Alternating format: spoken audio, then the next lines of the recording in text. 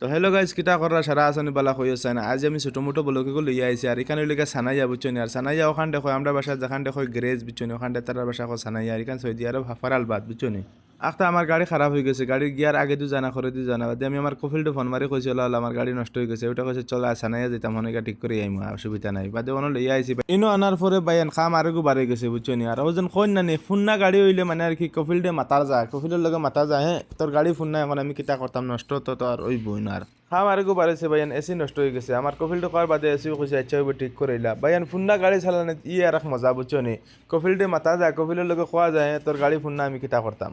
আর নতুন গাড়ি হইলে ভাইয়ান এটা তারা বহুত কিছু মাতন বুঝছো নি